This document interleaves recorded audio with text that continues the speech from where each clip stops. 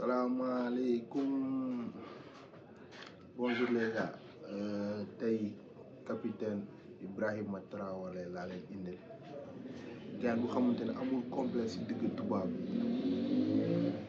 xamante ne de référence la fii Afrique naa leen bàyyi ngeen déglu ko bu baax lu mu wax gaay non man kii dama ko mujjee xam sax billaahi non. Chef de délégation, bonjour. C'est un honneur pour moi ce matin donc de prendre la parole ici et de vous passer donc le salut fraternel du peuple du pays des hommes intègres. C'est aussi le lieu pour moi, avant tout propos, de rendre grâce à Dieu, Dieu Tout-Puissant qui nous a permis de nous réunir ici ce matin en bonne santé pour parler de l'avenir et du bien-être donc de nos peuples. Je m'en vais m'excuser auprès des anciens que je pourrais vexer dans mes propos à venir. Africanité oblige, les droits d'aînesse, je me dois de m'excuser. Camarades, j'ai quelques questions donc de ma génération, mille et une questions qu'on se pose. Mais nous n'avons pas de réponse. Et il se trouve qu'ici, nous pouvons laver donc notre linge sale parce qu'on se sent en famille. On se sent en famille en ce sens que la Russie est une famille aussi pour l'Afrique. C'est une famille parce que nous avons la même histoire. La Russie a consenti d'énormes sacrifices pour libérer le monde du nazisme pendant la Seconde Guerre mondiale.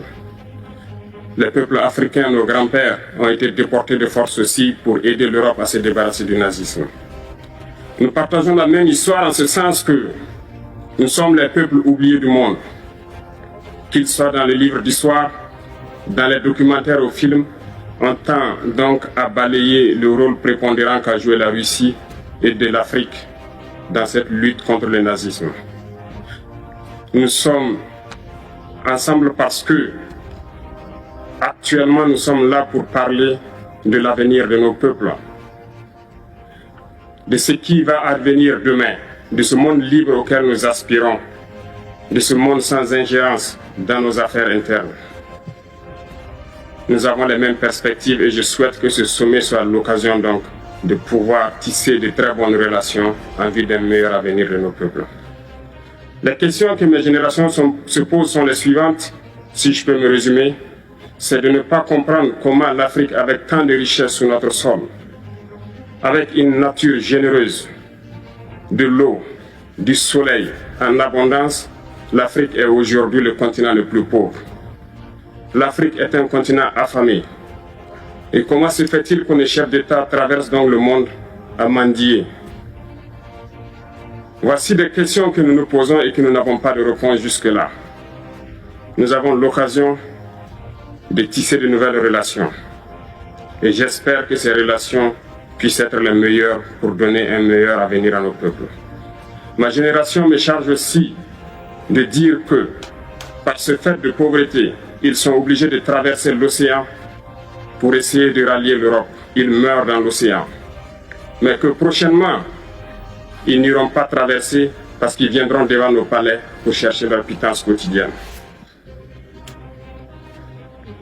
Pour ce qui concerne le Burkina Faso, aujourd'hui nous sommes confrontés depuis plus de 8 ans à la forme de manifestation la plus barbare, la plus violente du néocolonialisme, de l'impérialisme. L'esclavage qu'on tend encore à nous imposer. Nos dévanciers nous ont bien appris une chose. L'esclave qui n'est pas capable d'assumer sa révolte ne mérite pas que l'on s'apitoie sur son sort. Nous ne nous apitoyons pas sur nos sorts, on ne demande pas que quelqu'un s'apitoie sur notre sort. Le peuple burkinabé a décidé de lutter contre l'île terroriste en mesure de relancer son développement. Dans cette lutte, des vaillants peuples, des vaillantes populations se sont engagées à prendre les armes face au terrorisme, ceux que nous avons affectueusement appelés les VDP, des volontaires. Nous sommes surpris de voir les impérialistes traiter ces VDP de milices et de tout type. C'est décevant, parce qu'en Europe, lorsque des peuples prennent les armes pour défendre leur patrie, on les traite de patriotes. Nos grands-pères ont été déportés pour sauver l'Europe.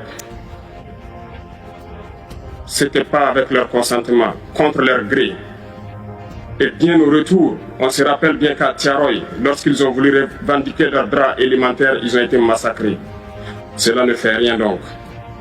Lorsque nous, peuple, nous décidons de nous défendre, on nous traite de milices. Mais là n'est pas le problème. Ce qui est le problème, c'est de voir des chefs d'État africains qui n'apportent rien à ces peuples qui se battent, mais qui chantent la même chose que les impérialistes en nous traitant de milices, en nous traitant donc d'hommes qui ne respectent pas les droits de l'homme. De quels droits de l'homme parle-t-on? Nous nous offusquons contre cela et c'est honteux. Il faut que nous, chefs d'État africains, nous arrêtons de nous comporter donc en marionnettes qui dansent à chaque fois que les impérialistes tirent sur les ficelles.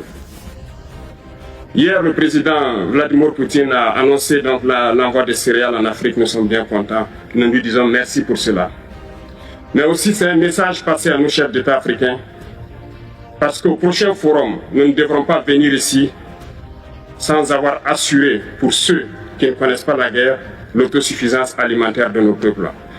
Nous devons prendre l'expérience de ceux qui ont pu déjà atteindre cela en Afrique, tisser de bonnes relations ici et tisser de meilleures relations avec la Fédération de Russie pour pouvoir assouvir les besoins de nos populations.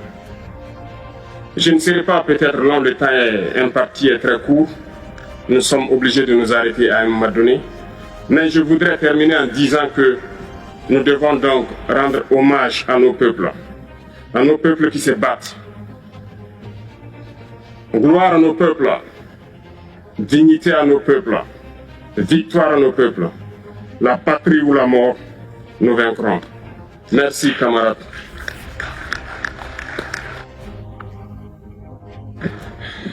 Спасибо, уважаемый Гден Траоре. На что я хотел бы обратить внимание. Только что выступивший коллега сказал о роли России в борьбе с нацизмом.